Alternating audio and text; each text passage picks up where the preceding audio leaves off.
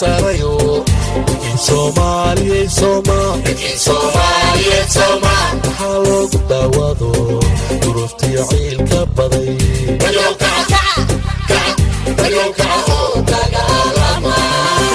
miyadiin maxaaba jirin dhulka deergadood ma dadka laga saarayo Soomaaliyeed waxaa loogu daawado duruuftiyo ciilka baday